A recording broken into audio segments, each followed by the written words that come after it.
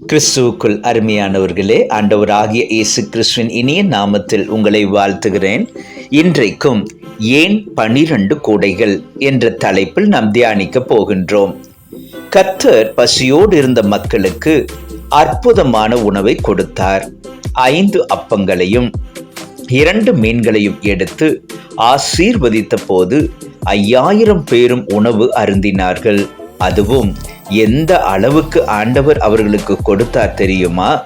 வேதம் சொல்லுகிறது, யோவான் 6ஆம் அதிகாரம் 11வது வசனம், வேண்டிய மட்டும் கொடுத்தார். இயேசு கிறிஸ்து மீதியானதை தூக்கி எறிந்து விடவில்லை. ஒன்றும் சேதமாய் போகாதபடிக்கு மீதியான துணிக்கைகளை சேர்த்து வையுங்கள் என்றார். அவர் மீதியிலும் கவனமுள்ளவர்.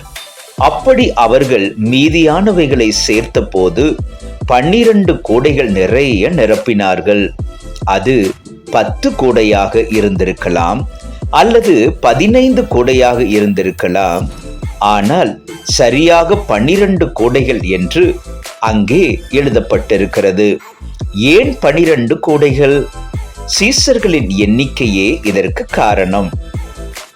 கிராமங்களிலே ஆவிக்குரிய கன்வென்ஷன் கூட்டங்கள் நடைபெறும் போது கூட்டம் முடிந்ததும் எல்லாருக்கும் உணவு வழங்குவார்கள். அப்பொழுது ஒவ்வொருவருக்கும் ஒவ்வொரு வேலை கொடுக்கப்பட்டிருக்கும். அந்த வேலைகளில் பந்தி பரிமாறுகிற வேலையே மிகவும் கடினமானதாயிருக்கும். அத்தனை பேருக்கும் குனிந்து குனிந்து பரிமாறும் போது அவர்கள் முதுகெல்லாம் வலிக்க ஆரம்பித்து விடும்.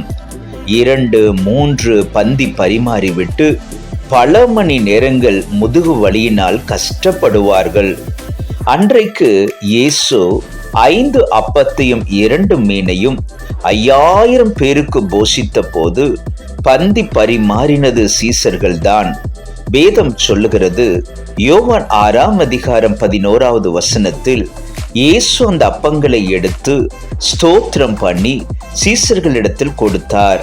சீசர்கள் பந்தி இருந்தவர்களுக்கு கொடுத்தார்கள். 5000 பேருக்கு பந்தி பரிமாறும் பொழுது சீசர்கள் அதிகமாய் களைத்து போயிருந்திருக்க கூடும். ஆகவே கர்த்தர் சீசர்களுக்கு ஒரு அதிகமான பரிசை கொடுக்க விரும்பி இருக்கலாம். ஆகவேதான் 12 கூடைகளிலே மீதியான யாவற்றையும் நிரப்பினார்கள்.